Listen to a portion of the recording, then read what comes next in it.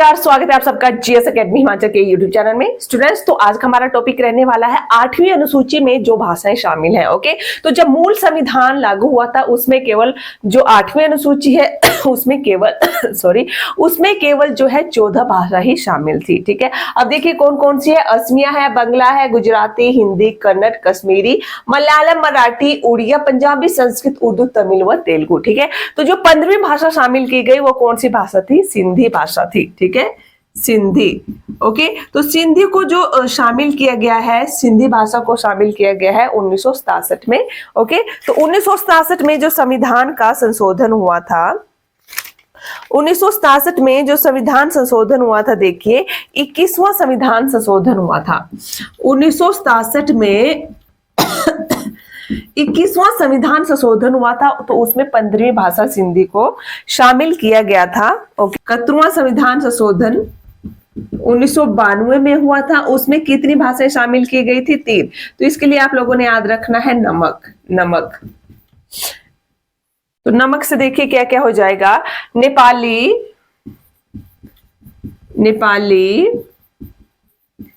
मणिपुरी, कोंकणी। ठीक है, 71वें संविधान संशोधन में ये 3 भाषाएं शामिल की गई थी। ओके, अब 71वें संविधान संशोधन के बाद देखिए 92वां संविधान संशोधन हुआ था 2003 में। 92वां संविधान संशोधन हुआ था 2003 में। उसमें देखिए जो भाषाएं शामिल की गई थी उसके लिए ट्रिक याद रखना, बोर्ड मास। ठीक है, तो कौन कौन सी हो जाएगी? बोडो, डोगरी, मैथिली व संथाली। ठीक है, और इस तरह भारतीय संविधान में जो भाषाएं हो गई वो कितनी हो गई? 22 भाषाएं हो गई। ठीक है, अब इसमें याद रखना 15वीं कब शामिल की गई थी, उसकी इसमें संविधान का संशोधन भी याद रखना, किसके संविधान संशोधन में कौन कौन सी भाषाएं शामिल की गई थी। ठीक है, ओके, नेक्स्ट हम करते हैं इसमें देवनागरी लिपि के बारे में।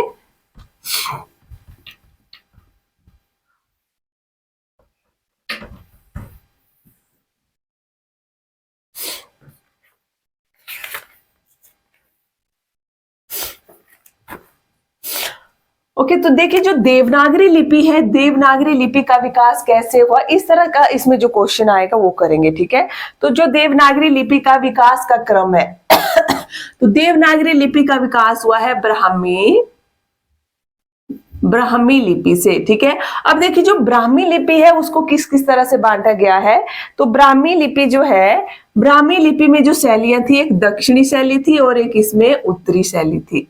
ठीक है, ब्राह्मी लिपि में एक दक्षिणी शैली थी, एक उत्तरी शैली थी। उत्तरी शैली में आगे चलकर देखिए गुप्त लिपि आई,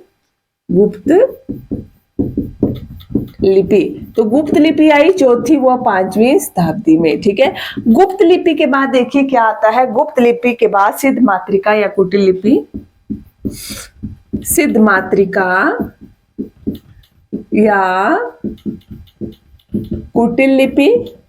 ठीक है, सिद्ध मातृका या कुटिल लिपि के बाद देखिए देवनागरी लिपि का विकास हुआ। ठीक है, सिद्ध मातृका व कुटिल लिपि से आगे चलकर 2 और लिपियां आई, देवनागरी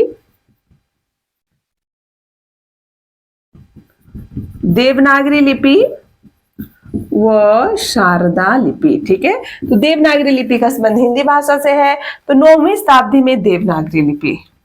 ये क्रम पूछा जाता है कई बार एग्जाम में। ठीक है, ब्राह्मी से कि उत्तरी शैली से देखिए गुप्त लिपि, गुप्त से सिद्ध मातृका का ही नाम है कुटिल लिपि। ठीक है, फिर उसके बाद देवनागरी लिपि आ जाती है। ठीक है, अब देखिए जो सिद्ध मातृका लिपि है इसको डॉक्टर बुल्लर ने त्रिकोणीय लिपि कहा। डॉक्टर बुल्लर ने त्रिकोणीय लिपि कहा है। ठीक है, जो सिद्ध मातृका लिपि है इसी को ही। ओके, अब देवनागरी लिपि की विशेषताएं कर लेते हैं कि देवनागरी लिपि की विशेषताएं क्या क्या है। अब देखिए देवनागरी को भारतीय संविधान में किस इसमें शामिल किया गया था, ये नेक्स्ट क्लास में हम लोग करेंगे। नेक्स्ट क्लास में हमारा जो राजभाषा में जो भाग 17 है उसमें जो भी 343 से 351 तक जो अनुच्छेद है उनके बारे में हम लोग करेंगे। ठीक है, ओके, नेक्स्ट कर देते हैं विशेषताएं क्या है। विशेषताएं, देवनागरी लिपि की विशेषताएं। सबसे पहली विशेषता है अक्षरात्मक। देवनागरी लिपि क्या है? अक्षरात्मक है, वर्णात्मक मत करना, ठीक है। देवनागरी लिपि कैसी है? अक्षरात्मक लिपि है। अब देवनागरी लिपि के लिए जो है एक वर्ण के लिए एक ध्वनि है, एक वर्ण के लिए एक ध्वनि है, ठीक है, देवनागरी लिपि में। नेक्स्ट है देवनागरी लिपि जो है, जो वर्ण क्रम है वो वैज्ञानिक है, ठीक है। वर्ण क्रम कैसा है? वैज्ञानिक है, ठीक है। तो विश्व की लिपि में सबसे जो वैज्ञानिक लिपि है वो देवनागरी लिपि ही मानी जाती है। अब देवनागरी लिपि को हम कैसे लिखते हैं? हम बाएं से दाएं की ओर लिखते हैं, ठीक है, बाएं से दाएं ओर लिखते हैं। अब कुछ लिपियां होती है उसको दाएं से बाएं, उनको बाएं से दाएं लिखा जाता है इस तरह से, ठीक है। तो देवनागरी लिपि को कैसे लिखा जाता है? बाएं से दाएं ओर लिखा जाता है। ये इसकी कुछ विशेषताएं थी देवनागरी लिपि की। और भी बहुत सारी विशेषताएं, पर जो एग्जाम के पॉइंट ऑफ व्यू से और आप लोगों को पता भी होगी, पर जो मैक्सिमम रिपीट होती है ना चीजें, वो मैंने यहाँ पर आप लोगों को बताई देवनागरी लिपि के बारे में। ओके, ओके इसके बाद हम देख लेते हैं कि देवनागरी लिपि के सुधार के लिए जो जो संस्थाएं चली थी। ओके इससे पहले मैं आप लोगों को बता दूं, स्टूडेंट हमारी जो क्लासेज है PhD Hindi, LT, net set, KVS के लिए बहुत ही इंपोर्टेंट क्लासेज है। तो आपने अभी चैनल को सब्सक्राइब नहीं किया तो चैनल को सब्सक्राइब कर ले।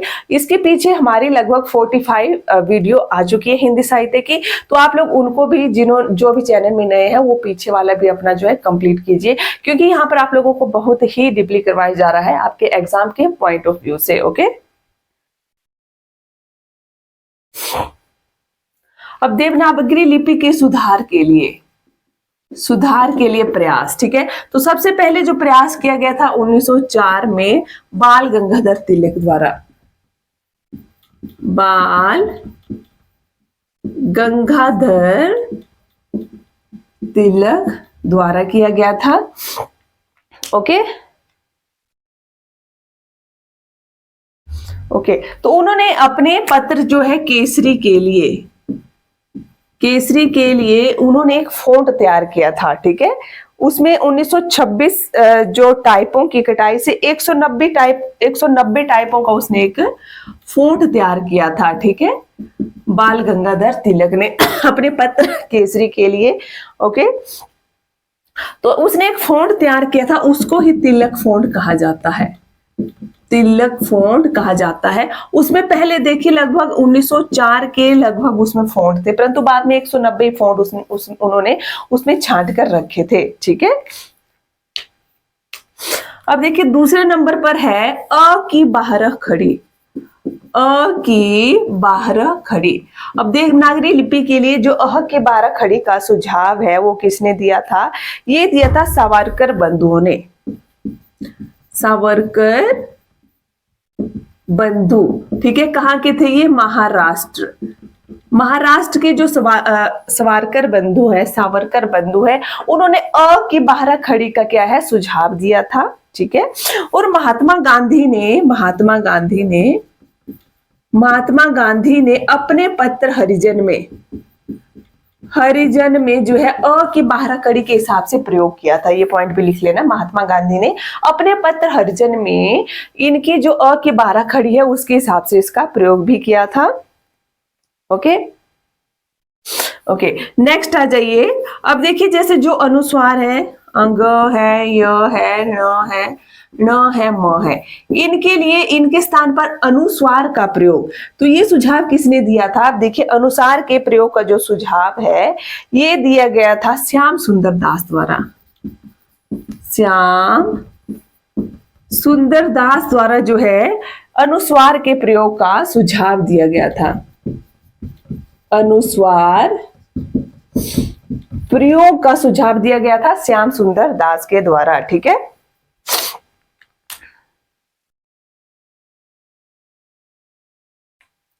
ओके अब मात्राओं के दाहिने तरफ लिखने का सुझाव किसने दिया था? ये दिया था गोरख प्रसाद ने, ठीक है। मात्राओं को दाहिने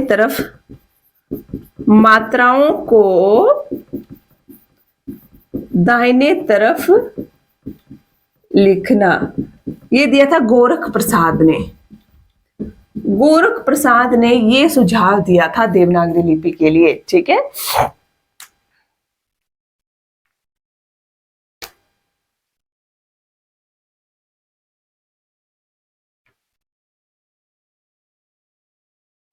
ओके अब देखिए जो नागरी लिपि सुधार समिति थी, ठीक है, एक नागरी लिपि सुधार समिति भी आई थी, अब उसके बारे में करते हैं।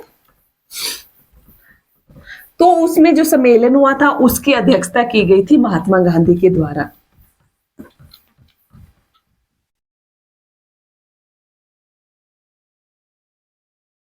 अब देखिए हिंदी साहित्य सम्मेलन, हिंदी साहित्य सम्मेलन का 24वां जो अधिवेशन हुआ था इंदौर में, ठीक है, हिंदी साहित्य सम्मेलन का 24वां जो अधिवेशन हुआ था इंदौर में 1935 में, ठीक है। सभापति कौन थे? महात्मा गांधी। सभापति महात्मा गांधी, ठीक है, ठीक है। तो 1935 में महात्मा गांधी के सभापतित्व में जो है ये निर्माण किया गया था नागरी लिपि सुधार समिति का। नागरी लिपि सुधार समिति 1935 में महात्मा गांधी के सभापतित्व में नागरी लिपि सुधार समिति का निर्माण किया गया था, गठन किया गया था, ठीक है। अब इसके संयोजक कौन थे? नागरी लिपि सुधार समिति के संयोजक काका कालेलकर। काका कालेलकर, काका कालेलकर जो है नागरी लिपि सुधार समिति के संयोजक थे, ठीक है। ओके तो इस सम्मेलन में 14 जो सुझाव है उनको स्वीकारा गया था। 14 सुझाव थे उनको स्वीकार किया गया था इस समिति में, ठीक है, इस अधिवेशन में।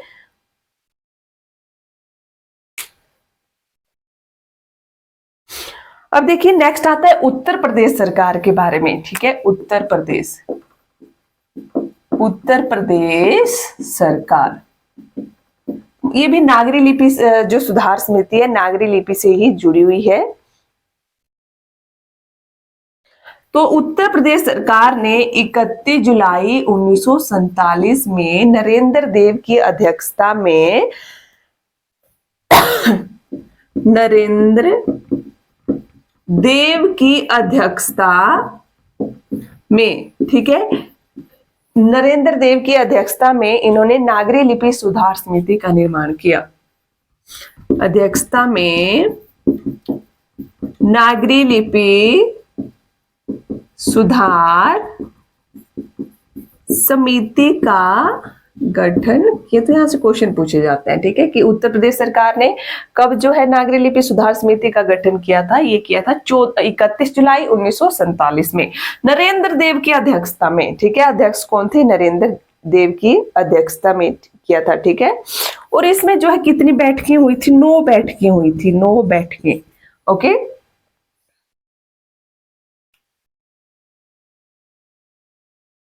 ओके अब इसके बाद देखिए 1953 में क्या हुआ? ये जो उत्तर प्रदेश सरकार की जो नागरी लिपि सुधार समिति का गठन हुआ, तो 1953 में इसके सुझाव के लिए,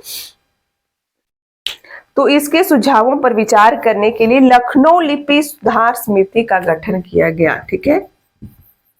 लखनऊ लिपि सुधार समिति का गठन किया गया, ठीक है।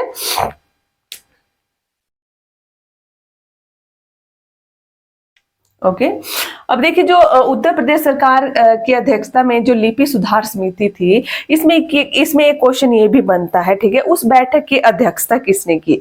तो उसकी अध्यक्षता की थी डॉक्टर सर्वपल्ली राधाकृष्णन द्वारा। जो लिपि सुधार समिति थी उसका जो है अध्यक्षता की गई थी, ठीक है। ओके अब इसके बाद देखिए सुनीति कुमार चटर्जी क्या कहते हैं।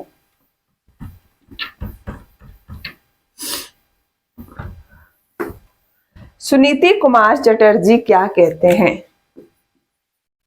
सुनीति कुमार चटर्जी। तो सुनीति कुमार चटर्जी का कहना है कि देवनागरी लिपि के स्थान पर रोमन लिपि को उन्होंने स्वीकार करने का सुझाव दिया। देवनागरी लिपि के स्थान पर रोमन लिपि को अपनाने का सुझाव दिया। ठीक है, देवनागरी लिपि के स्थान पर रोमन लिपि को अपनाने का इन्होंने सुझाव दिया। किसने? सुनीति कुमार चटर्जी ने। इन्होंने माना कि देवनागरी लिपि के स्थान पर किस लिपि को अपनाइए? जो रोमन लिपि है उसको। ठीक है, ओके स्टूडेंट्स, तो आज की क्लास को यहीं एंड कर रही हूं मैं। आई होप आप लोगों को वीडियो अच्छी लगी होगी। वीडियो अच्छी लगी होगी तो लाइक करें, शेयर करें, चैनल में नहीं तो सब्सक्राइब जरूर करें। Thank you.